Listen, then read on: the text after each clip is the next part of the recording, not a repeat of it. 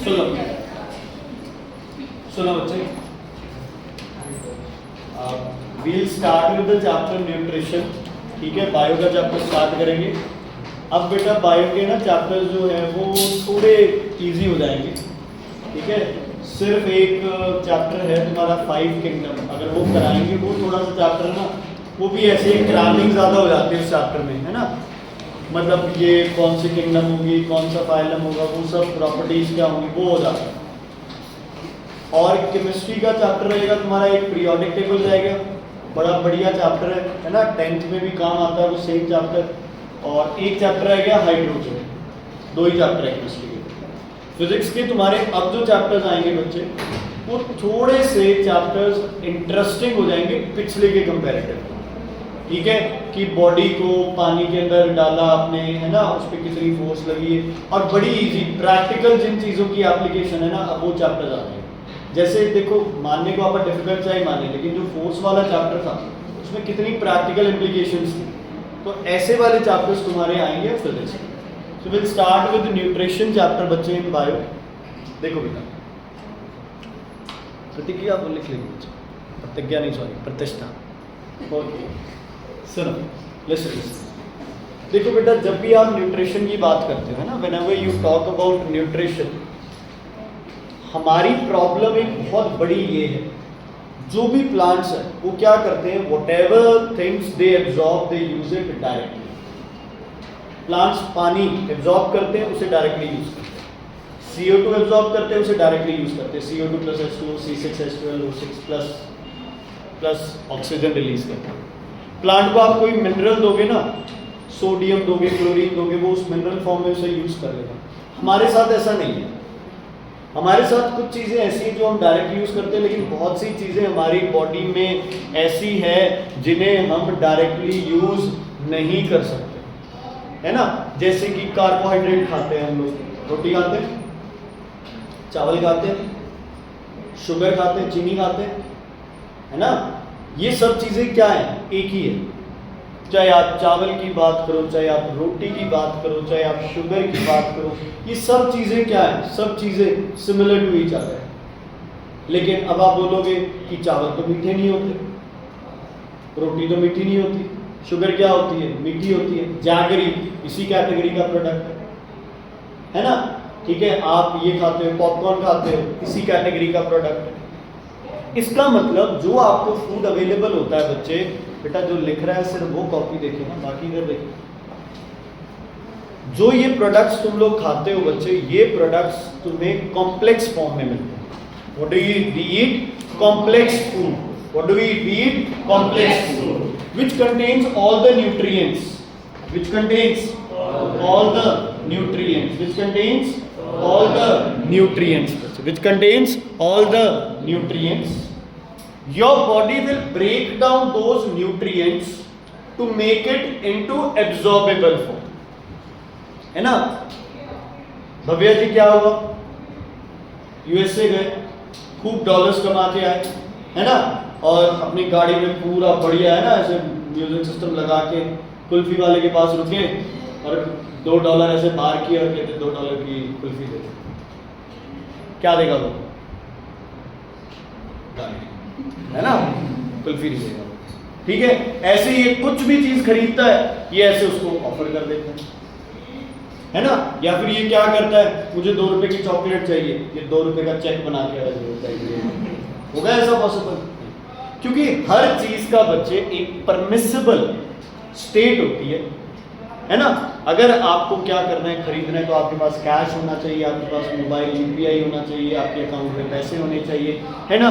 ये सेम चीजें तुम्हारी बॉडी के साथ चलती है। मेरी बॉडी को चाहिए रेस्पिरेशन के लिए क्या, ग्लूकोज, ऑक्सीजन चाहिए, डायरेक्टली यूज होगी ग्लूकोज। ग्लूकोज का कोई रिप्लेसमेंट है नहीं। हमने पिछली बार किया था, प्रोटीन्स भी खाते हो तो उनको भी किसमें चेंज होना पड़ता है, ग्लूकोज, तब जाके बॉडी उसे यूज करेगी, अदरवाइज यूज नहीं करेगी। मैं रोटी खाऊं, चावल खाऊं, चीनी खाऊं, गुड़ खाऊं बच्चे, है ना, जो मर्जी ये चीजें हम लोग खाते रहे जिसमें मिठास होती है ना, ब्रेड खाते हैं हम लोग, okay, each and everything will result in formation of glucose. अगर ग्लूकोज बन रहा है तो हमारी बॉडी उसको यूज करेगी, otherwise my body will not use it, it will pass out of the body undigested. पानी हमारी बॉडी में डायरेक्टली यूज होता है, तो पानी को ब्रेक डाउन नहीं करना पड़ता। हम लोग क्या खाते हैं, एडिपोज टिश्यू बनता है, protect your body from heat, मतलब ठंड, हीट को बाहर नहीं जाने देता, इंसुलेटिंग लेयर बना लेता है। अच्छा, सर्दियों में हम घी ज्यादा खाने लग जाते हैं या कम? ज्यादा। पिन्नियाँ बनाते हैं घर पे, ये सुन, शक्कर में घी डाल के खा लेते हैं, है ना, चूरमा वगैरह बनाते हैं। मिठाई वगैरह कब ज़्यादा खाई जाती है? सर्दियों में ज़्यादा खाई जाती है ना। गाजर पाक एंड ऑल कब खाए जाते हैं? सर्दियों। हाँ जी, कब खाए जाते हैं बच्चे? सर्दियों में खाए जाते हैं ना। इसका मतलब क्या हुआ, इन सब में क्या प्रेजेंट है? फैट। क्या प्रेजेंट है? फैट। लेकिन फैट हमारी बॉडी डायरेक्टली नहीं यूज करेगी, उस फैट को क्या करेगी बच्चे? ब्रेक डाउन करेगी, है ना। उसकी कोई ऐसी फॉर्म बना लेगी जो हमारी बॉडी उसे क्या कर सकती है? यूज कर सकती है। सबके मुंह में आ गया यार, मैं तो खुद सोच के वो सर्दी आने वाली है। ठीक है, क्लियर है बच्चे? तो इस चैप्टर में what we'll read is, we'll read why is this nutrition important for us. अगर कोई एक न्यूट्रिशन नहीं मिलता तो उससे क्या क्या प्रॉब्लम्स आ सकती हैं, and what are the different kind of nutrients that should be available for your body. मैं दो चार चीजें पढ़ रहा हूं, अगर आप यस एग्री करते हैं तो बता देना उससे। सबसे पहले बच्चे, what is nutrition? Nutrition is supplying your body essential organic and inorganic nutrients in the form of food. सही है? न्यूट्रिशन क्या है? न्यूट्रिशन एक प्रोसेस है, तुम्हारी बॉडी को जो भी रिक्वायर्ड कंपाउंड्स है वो तुम्हारी बॉडी को क्या कराना? अवेलेबल कराना, प्रोवाइड कराना। जो तुम्हारी बॉडी को न्यूट्रिएंट्स प्रोवाइड करा रहा है, इस पूरे प्रोसेस को क्या बोलते हैं? न्यूट्रिशन। क्या बोलते हैं? न्यूट्रिशन। अब जो कंपाउंड्स प्रोवाइड करते हैं उनको क्या बोलते हैं? न्यूट्रिएंट्स। क्या बोलते हैं? न्यूट्रिएंट्स।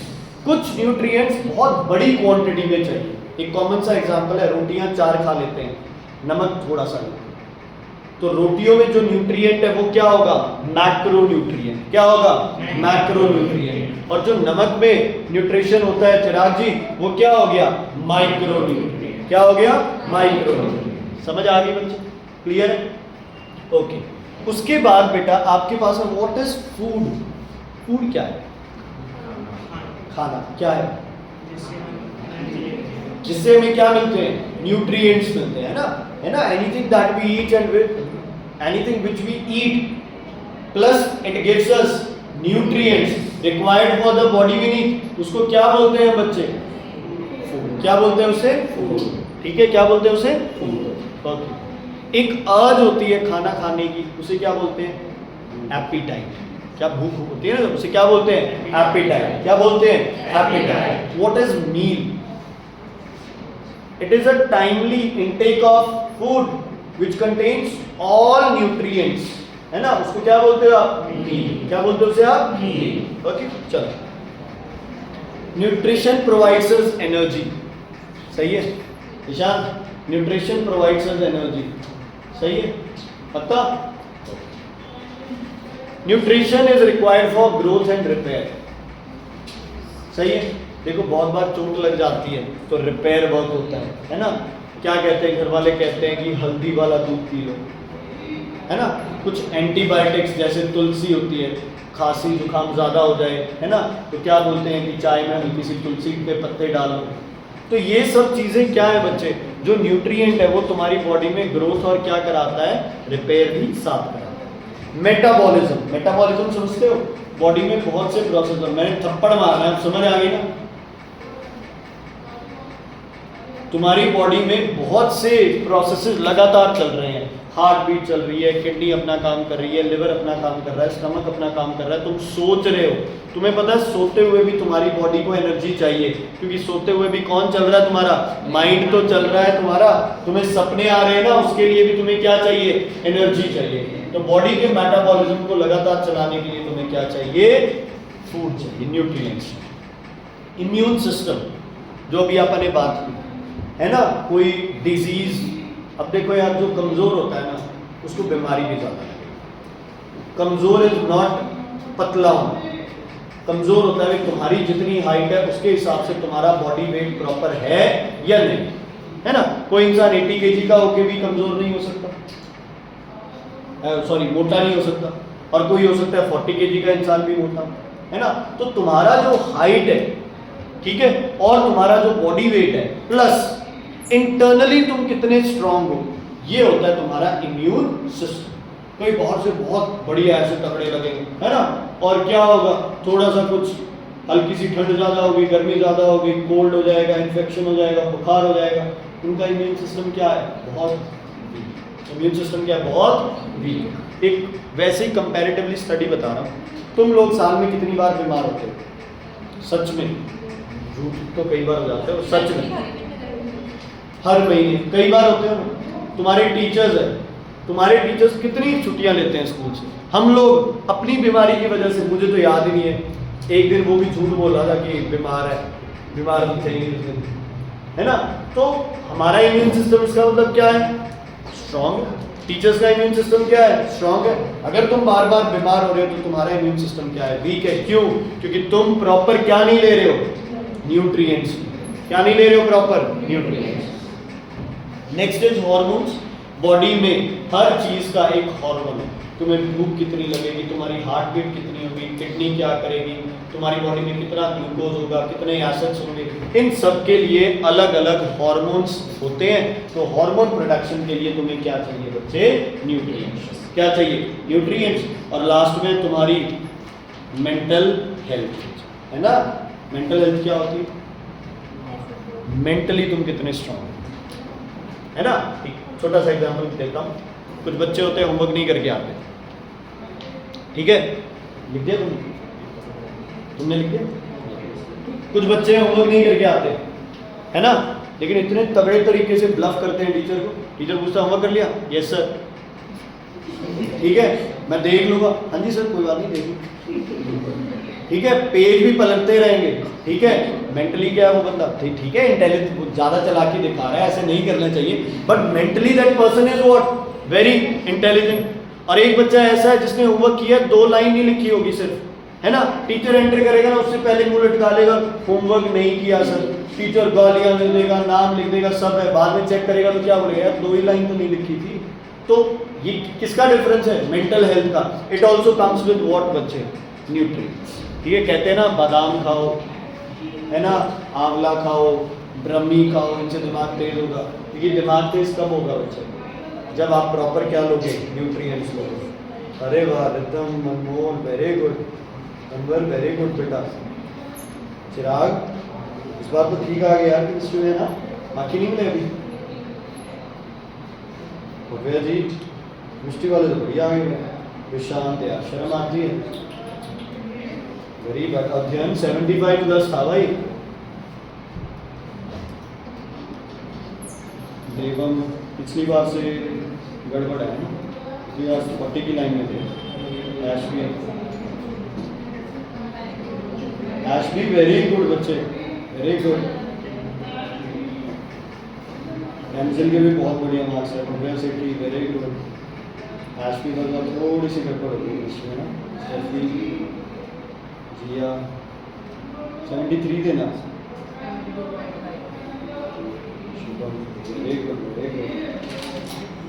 नंबर बढ़िया है यार। जन्म का है, जन्म में कितने बच्चे की वेरी गुड। उसकी कीजिए शुभम, प्रवीण, वेरी गुड। 70+ सारे बढ़िया बच्चे, राधिका, बैबी 70+ बहुत बढ़िया स्कोर है बच्चे, कोई चक्कर नहीं, इतना मत सोचो। ओके लिखो बच्चे, अब लिखो न्यूट्रिएंट्स में, लिखो सबसे पहले कार्बोहाइड्रेट्स। कार्बोहाइड्रेट्स,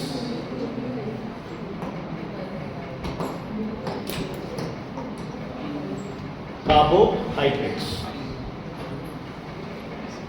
ये बच्चे एक तरह से कौन से फूड होते हैं तुम्हारे, ये बॉडी बिल्डिंग फूड्स, ये एनर्जी देते हैं। क्या देते हैं, एनर्जी देते हैं, बॉडी बिल्ड करने में काम आते हैं, है ना। अच्छा, कार्बोहाइड्रेट्स में बच्चे आपके पास अलग अलग कैटेगरी है। मैं एक कॉमन सा एग्जांपल ले रहा हूँ, ये आप सबसे ज़्यादा क्वांटिटी में खाते हो। देखो आप जितनी मर्जी सब्जी खाते हो, आप रोटी उससे ज़्यादा खाते हो, वेट दोनों का करके देखो। आप चावल के अंदर कोई भी चीज़ मिक्स करते हो, चाहे कर्ड मिक्स करते हो, सब्जी, दाल, कड़ी, जो भी मिक्स करते हो, उसका वेट जो है वो चावल के वेट से हमेशा कम है ना। मतलब कार्बोहाइड्रेट आपको क्या खाने पड़ते हैं, ज़्यादा क्वांटिटीज में खाने पड़ते हैं, क्योंकि कार्बोहाइड्रेट्स का फाइनल प्रोडक्ट क्या है, क्या है कार्बोहाइड्रेट का वेरी गुड फाइनल प्रोडक्ट बच्चे, ग्लूकोज। मतलब सारे कार्बोहाइड्रेट टूट टाट के लास्ट में क्या बन जाएंगे, ग्लूकोज बन जाएंगे, और ग्लूकोज से क्या मिलेगी, एनर्जी। और आपको पता है लाइट 1 सेकंड के लिए बंद हो जाए बॉडी की, तो बॉडी क्या हो जाएगी, खत्म हो जाएगी। तो कार्बोहाइड्रेट्स लगातार खाना बॉडी के लिए बहुत ज़्यादा क्या है, जरूरी है, क्योंकि कार्बोहाइड्रेट्स का फाइनल प्रोडक्ट क्या बनेगा बच्चे, ग्लूकोज। क्या बनेगा, ओके। कार्बोहाइड्रेट्स में होते हैं बच्चे, कौन कौन से होते हैं compounds, sorry elements, carbon, hydrogen और ऑक्सीजन। ग्लूकोज का फॉर्मूला पता है ना, C6H12O6। शुगर का क्या होता है फॉर्मूला, C12H22O11। तो ये सब क्या है, जिसमें C है, H है और O है, ये क्या है, कार्बोहाइड्रेट्स। Carbohydrates, carbohydrates. एक तरह से बहुत बड़ी प्रॉब्लम है, इतना कुछ लिख रखा है, वो भी कराना हो, चलो जो भी। हाँ जी बच्चे, हो गया, ओके। नंबर 1 लिखो, कार्बोहाइड्रेट्स की पहली कैटेगरी होती है शुगर। पहली कैटेगरी होती है शुगर, मोनोसैकेराइड।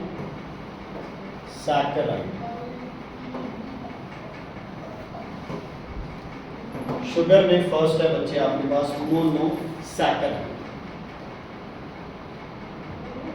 मोनोसैकेराइड, ठीक है। मोनोसैकेराइड का मतलब है CnH2nOn।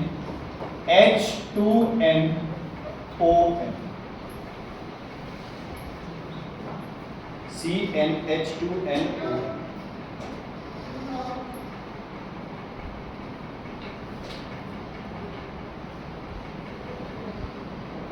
ठीक है। सबका फॉर्मूला लगभग क्या होता है, C6H12O6, ठीक है। मोनोसैकेराइड में आपके पास 3-4 आगे कैटेगरीज आएंगी। मोनोसैकेराइड को आप सिंपल शुगर भी बोलते हो, क्या बोलते हो, सिंपल शुगर। ये सिंपलेस्ट फॉर्म है कार्बोहाइड्रेट की, जो आपकी बॉडी में जाएगी तो साथ के साथ एब्जॉर्ब हो जाएगी। मैं एक कॉमन सा एग्जांपल देता हूँ, देखो अगर जल्दी एनर्जी चाहिए तो कार्बोहाइड्रेट खाओगे या ग्लूकॉन डी पियोगे, ग्लूकॉन डी में डायरेक्ट क्या प्रेजेंट है, ग्लूकोज। ग्लूकोज आपकी बॉडी में क्या होगी, डायरेक्टली यूज हो जाएगी। लेकिन अगर आप रोटी या चावल या कुछ खाओगे, वो पहले किस में चेंज होगा, पहले ग्लूकोज में चेंज होगा, फिर वो ग्लूकोज बॉडी में क्या होगी, यूज होगी। तो जो अवेलेबल फॉर्म ऑफ ग्लूकोज होती है किसी भी खाने में, उसको आप क्या बोलते हो, मोनोसैकेराइड। और मोनोसैकेराइड में फर्स्ट जो आता है वो कौन है बच्चे, ग्लूकोज। लिखो। नंबर 2 पे आता है आपके पास गैलेक्टोज। लिखो बच्चे, ग्लूकोज, गैलेक्टोज, ग्लूकोज, गैलेक्टोज। और लास्ट आपके पास आता है fructose.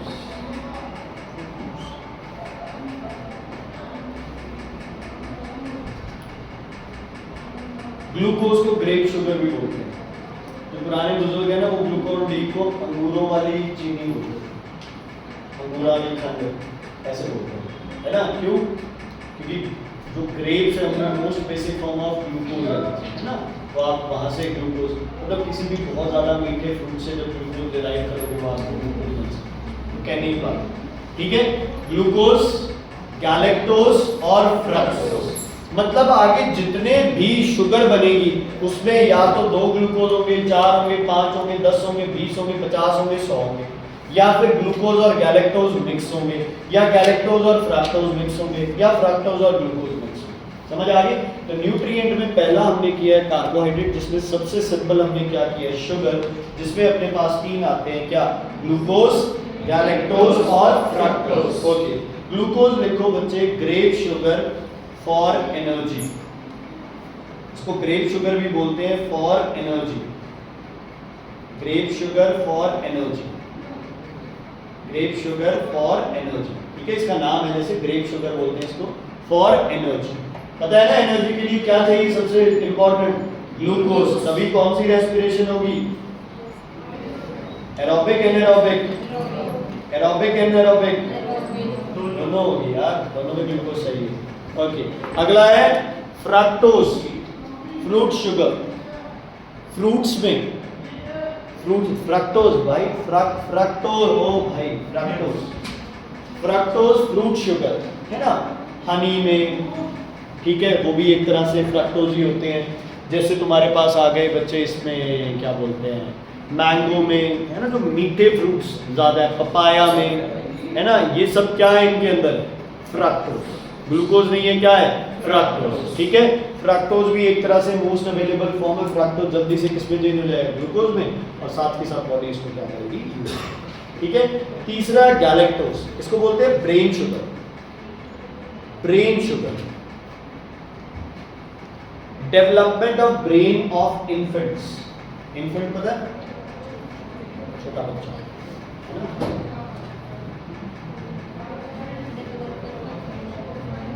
Development of brain in infant, development of brain in infant, ये सब क्या है, मोनोसैकेराइड, मतलब C6H12O6। सबके फॉर्मूलाज क्या है आपके, C6H12O6, सिर्फ थोड़ा बहुत लिखा है।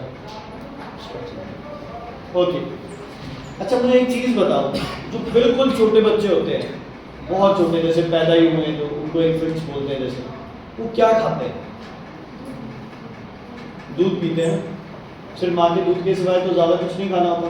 मतलब गैलेक्टोज किस में प्रेजेंट होता है, मिल्क, ठीक है, चाहे किसी का ही हो, एनिमल का हो, ठीक है, उसको लिखो।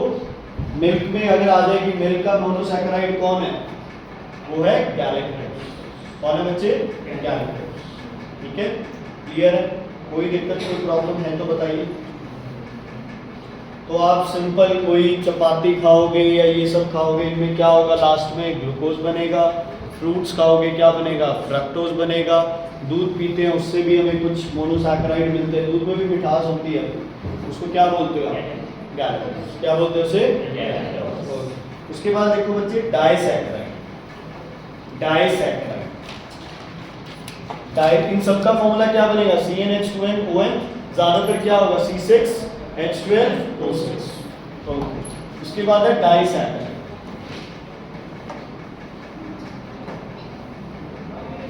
डाइसैकेराइड का जनरल फॉर्मूला होता है C12H22O11।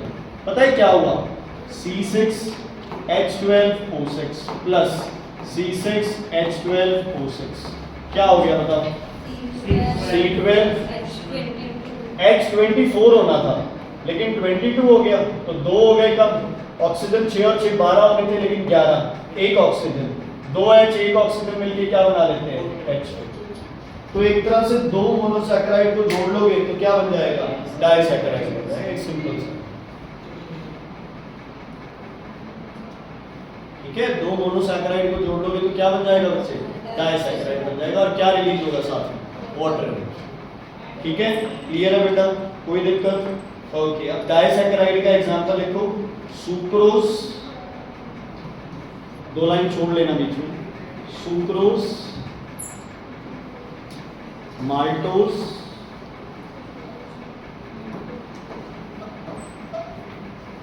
लैक्टोज।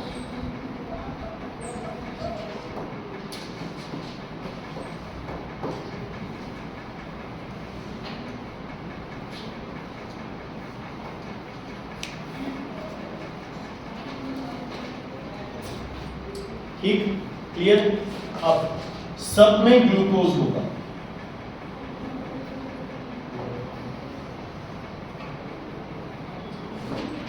सब में जितने भी है सब में ग्लूकोज होगा 100%। प्लांट खाना किस फॉर्म में स्टोर करता है, सुक्रोज, किस फॉर्म में स्टोर करता है, सुक्रोज, माल्टोज, लैक्टोज। अच्छा, अब 3 बचते हैं अपने पास, एक है ग्लूकोज, एक है फ्रक्टोज, एक है गैलेक्टोज। मतलब ग्लूकोज तो फाइनल है, हर किसी में होगा। अब एक में ग्लूकोज होगा, एक में फ्रक्टोज होगा, एक में गैलेक्टोज। गैलेक्टोज बताओ किस में होगा तुम्हारे हिसाब से? जी हाँ जी, पढ़ना एक बार, बताओ किस में होगा गैलेक्टोज? नाम मैच कर रहा है किसमें? लैक्टोज में। तो लैक्टोज में ग्लूकोज के साथ कौन होता है बच्चे? गैलेक्टोज। क्वेश्चन आ जाए, what are lactose? Lactose are the monosaccharide, lactose are the disaccharide with the formula C12H22O11 which are formed of glucose and galactose। एक मॉलिक्यूल किसका? ग्लूकोज का, और दूसरा मॉलिक्यूल किसका? गैलेक्टोज। किसका? गैलेक्टोज। ठीक है जी। अब थोड़ा सा बच्चे ध्यान रखना पड़ेगा, सुक्रोज मतलब किससे? फ्रूट। फ्रूट मतलब कौन सा? फ्रक्टोज। और इसमें ग्लूकोज और कौन होता है? ग्लूकोज। मतलब कार्बोहाइड्रेट को तोड़ा जाए तो पहले कौन से सैकराइड बनेंगे? डाइसैकराइड। फिर तोड़ा जाए तो क्या बनेंगे? मोनोसैकराइड। फिर जो चाहिए वो आप यूज कर सकते। ठीक है बच्चे, क्लियर? तो डाइसैकराइड से ये क्वेश्चन बहुत बार आता है आपका, इवन मैच द फॉलोइंग आ सकता है। ठीक है, आपको ये फिल इन द ब्लैंक्स आ सकता है, कुछ भी आ सकता है। ठीक है, इनके पेयर्स दिमाग में। ठीक है, उसके बाद बच्चे एक है ना ओलिगोसैकराइड्स है, जो कि आपके सिलेबस में नहीं होता। ठीक है, ना हम करते हैं उसको। उसके बाद लिखो बच्चे स्टार्च। Starch, starch. अच्छा एक मिनट, वो हेडिंग तो रही, सॉरी सर, हेडिंग दो। Polysaccharide, polysaccharide, polysaccharide.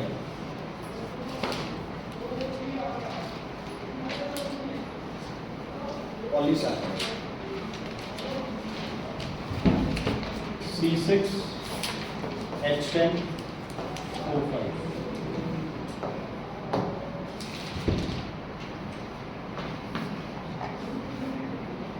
बहुत पहले से ही था सब कुछ, ये फॉर्मूला लिखा। अब पता है क्या, जब भी ऐसे n लिखा रहे हैं केमिस्ट्री में कहीं भी n लिखा रहे हैं, इसका मतलब पता है क्या होता है? ये चेन बनाता है। क्या बनाता है? ये चेन। कैसी चेन्स बनती है बच्चे?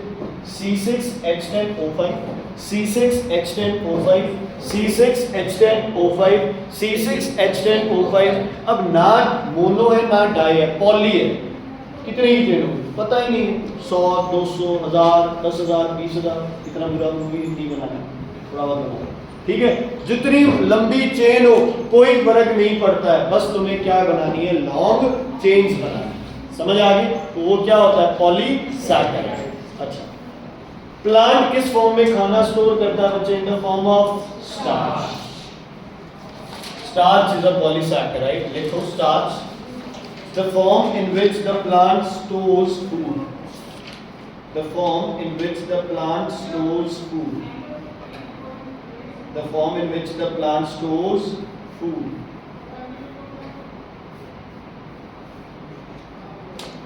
शुगर के सिवाय ये जो पॉलीसैकराइड थे बच्चे, वो है ना अलग हो गए। मतलब थोड़ा सा ऐसे समझो कि शुगर हो गई ना, अब शुगर में मोनो और डाई आ गए तुम्हारे।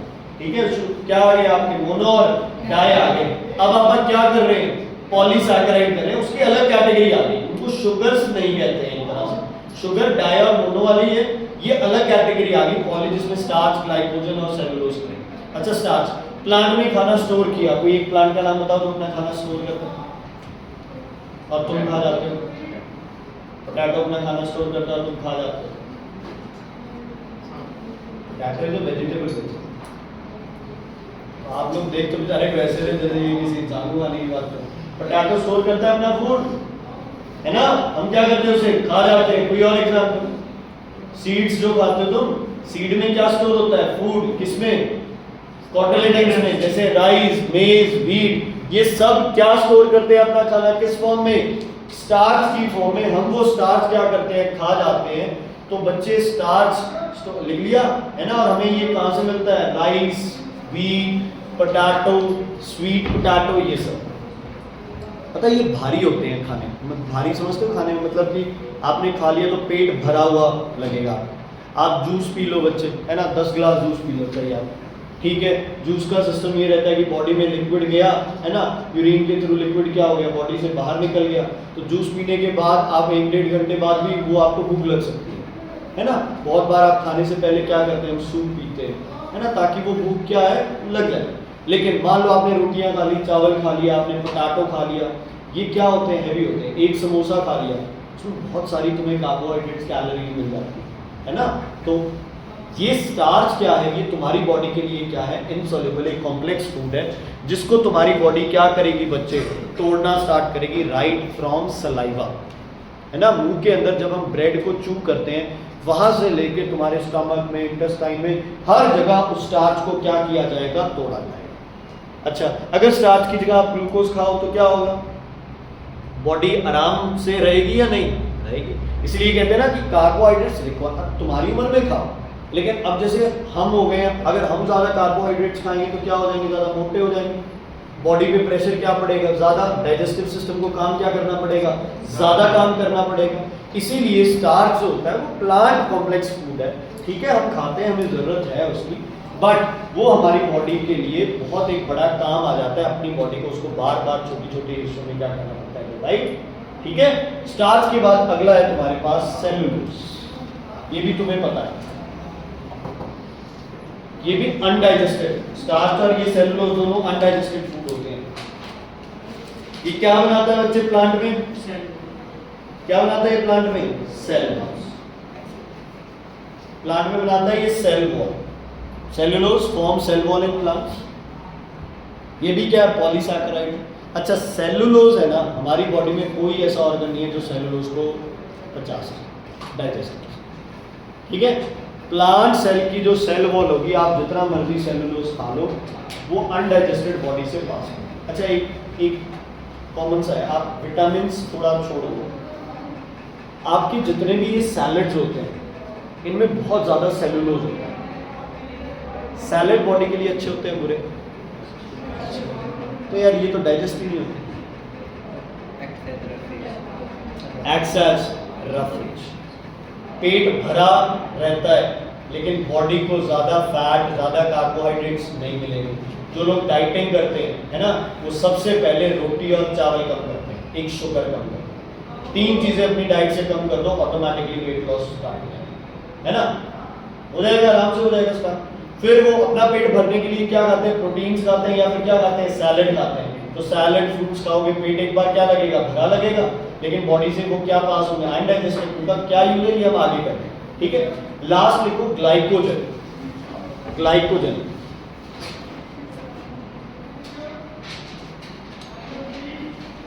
इन एनिमल बॉडी या इन ह्यूमंस और animal body, the excess glucose is stored in the form of glycogen in liver. The excess glucose is stored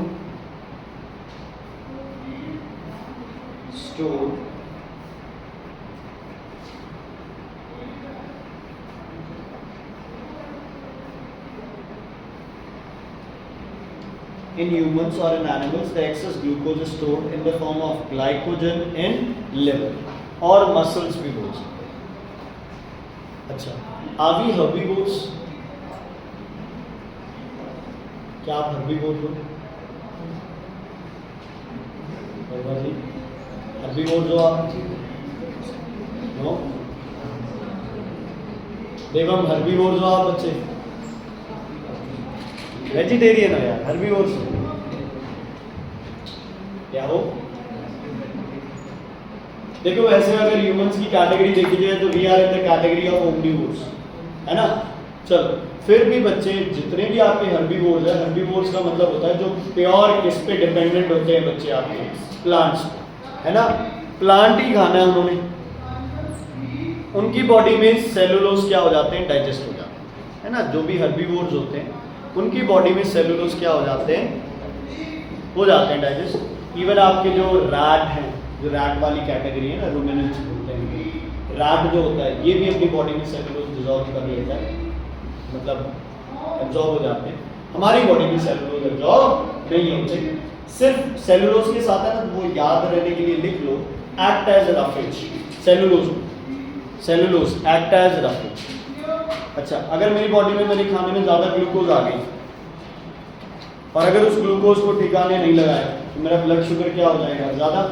उसकी वजह से मुझे हज़ारों बीमारियाँ हो जाएगी। और कई बार ब्लड शुगर हमेशा ज़्यादा रहता है, तो बीमारी का नाम है डायबिटीज़, बोलते हैं ना। डायबिटीज़ कॉमन बीमारी है या अनकॉमन है? कॉमन है। डेंजरस है कि not very dangerous? Very very dangerous. Diabetes ऐसी बीमारी है जिसे बिना दवाइयों के भी इंसान अपनी डाइट से कंट्रोल कर सकता है, लेकिन अगर कंट्रोल ना की जाए तो diabetes is very very dangerous. आपकी किडनी और आपका हार्ट कब डैमेज हो जाएगा बच्चे पता भी नहीं चलेगा। क्लियर है? तो ब्लड में एक्सेस ग्लूकोज का कंट्रोल होना बहुत ज़्यादा ज़रूरी है। और इसे कौन कंट्रोल करता है? तुम्हारा लिवर। लिवर इंसुलिन, पैनक्रियास क्या बनाता है? इंसुलिन। लेकिन ग्लूकोज को एब्जॉर्ब कौन करता है? लिवर। किस फॉर्म में चेंज करता है उन्हें? ग्लाइकोजन की। किस फॉर्म में? ग्लाइकोजन की। ठीक है जी, चलो यूजेस लिख लो कार्बोहाइड्रेट्स के। यूजेस लिख लो कार्बोहाइड्रेट्स के बच्चे।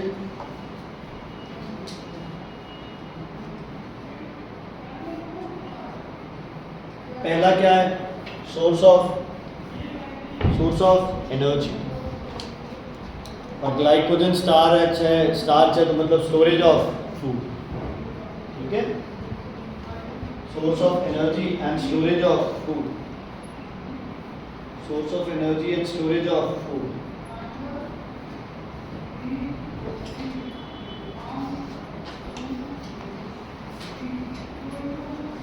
ठीक है बच्चे, और कोई यूज इसका?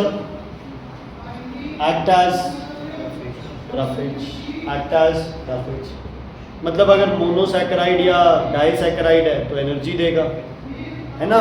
पॉलीसैकेराइड है, स्टार्च है और सेलुलोज है तो क्या करेगा? स्टोर करेगा। सॉरी, ग्लाइकोजन है तो, और सेलुलोज है तो क्या करेगा? Act as roughage.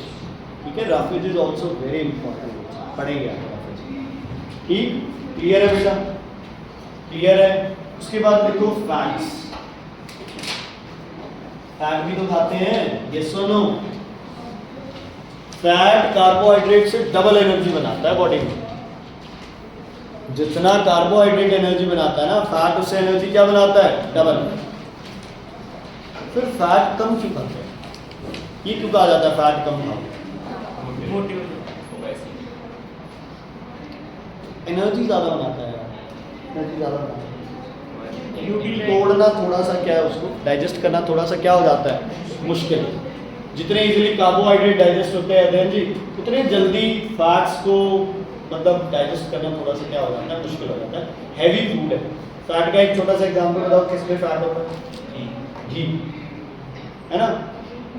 मतलब ये नहीं है कि घी का नाम लेते कई लोग तो ऐसे मुंह बन जाते हैं। कितने यहाँ पे जो घी खा लेते हैं, नॉर्मली खाते हैं, मतलब सब्जी वगैरह में डाल के अच्छे से खाते हो घी। यू लाइक कि हाँ घी खा। अच्छा, एक बार में कितने चम्मच घी खा सकते हो? मैक्सिमम 1 चम्मच, 2 चम्मच, 3 चम्मच। वो भी जब उसमें कुछ क्या किया हो बच्चे, मिक्स किया हो। प्योर आपको बोले 2 चम्मच घी पीना बड़ा मुश्किल हो जाता है बच्चे। It's very heavy. क्यों? फैट तो कार्बोहाइड्रेट का भी अलग लेवल आ गया, है ना। मतलब उसको पहले तोड़ो, तोड़ते जाओ। लेकिन ये पता है कि फैट से जो एनर्जी मिलेगी वो कार्बोहाइड्रेट से क्या मिलेगी बच्चे? लगभग डबल एनर्जी। क्या मिलेगी? लगभग डबल एनर्जी। तो फैट क्या होते हैं? फैट का जो फाइनल प्रोडक्ट होगा वो क्या होगा बच्चे? फैट्स का फाइनल प्रोडक्ट होता है बच्चे फैटी एसिड्स और ग्लिसरॉल। फैट का फाइनल प्रोडक्ट होता है फैटी एसिड्स और ग्लिसरॉल। मतलब जो भी तुम घी, ऑयल, है ना, तला हुआ जो भी ये खाते हैं, इनमें फैट्स होते हैं, ये सब क्या जाएंगे? सारे के सारे फैटी एसिड्स और ग्लिसरॉल में चलेंगे। लास्ट बॉडी में स्टोर भी होता है। फिर ये अगर फैटी एसिड ग्लिसरॉल यूज नहीं हो रहे तो बॉडी में क्या हो जाएंगे? स्टोर हो जाएंगे एडिपोज टिश्यू के रूप में, है ना। और ओबीज या मोटापा जो है वो किसकी वजह से होता है? फैट। फैट तुम्हें एनर्जी के साथ साथ बॉडी डेवलपमेंट में भी काम देता है, क्योंकि तुम्हें पता है स्किन के नीचे वाली लेयर किसकी बननी है? इसकी बननी है ना।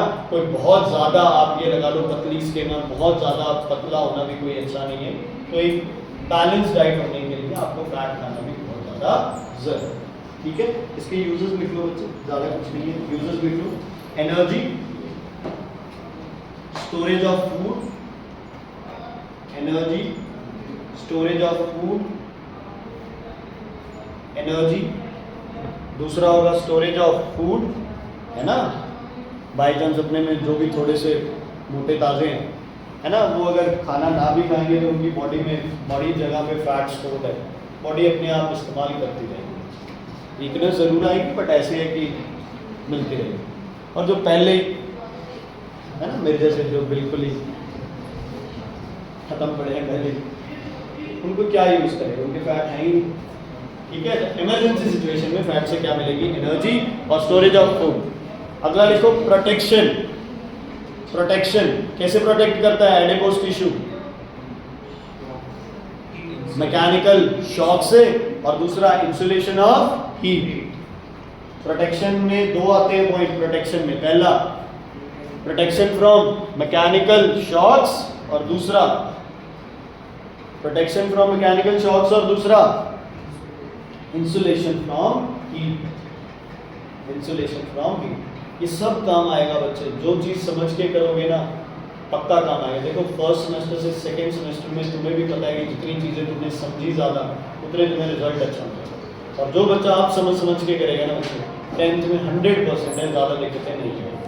लेकिन अब नहीं समझोगे, अगर क्रैमिंग वाले बिजनेस में चले गए ना फिर 10th बड़ी औखी है। तो साइंस औखी रहनी है, मैं तुम्हें दिलासे दूंगी पूरी बच्चे, बस नहीं जो क्या पढ़ा फिर अगले वो सब साइंस पूरी ज़िंदगी बच्चे समझ के करोगे ईजी है। इसने क्रैमिंग स्टार्ट कर दी, इसके लिए साइंस बहुत हो गया बच्चे। ठीक है, क्लियर है। एक इसका लास्ट पॉइंट है, वो आप आगे पढ़ेंगे, तो एक लाइन छोड़ दो या लिख लो, डिसॉल्व्स विटामिन्स। विटामिन्स की आपकी 5-6 कैटेगरीज होती है, कुछ पानी में डिसॉल्व करते हैं, कुछ फैट में डिसॉल्व करते हैं। तो अगर फैट खाओगे तो वो विटामिन बॉडी में यूज होगा, अदरवाइज बॉडी में यूज नहीं, बॉडी में यूज नहीं। समझ आ गई। तो आज आप कार्बोहाइड्रेट और फैट के बारे में शायद तक ये समझ गए हो कि कार्बोहाइड्रेट जो है वो टूटेगा किसमें, ग्लूकोज। फाइनली ग्लूकोज बना। फैट को फाइनली क्या बनाना है, fatty acid. Fatty acids energy क्या देंगे, ज्यादा। ग्लूकोज एनर्जी क्या देगी, कम, उससे कम। दोनों फूड क्या कराएंगे, स्टोर कराएंगे। दोनों आपको एक तरह से क्या दे सकते हैं बच्चे, प्रोटेक्शन दे सकते हैं, है ना। और मोनोडाइसैकेराइड किसके पार्ट है, आपके कार्बोहाइड्रेट्स के पार्ट है। ठीक है।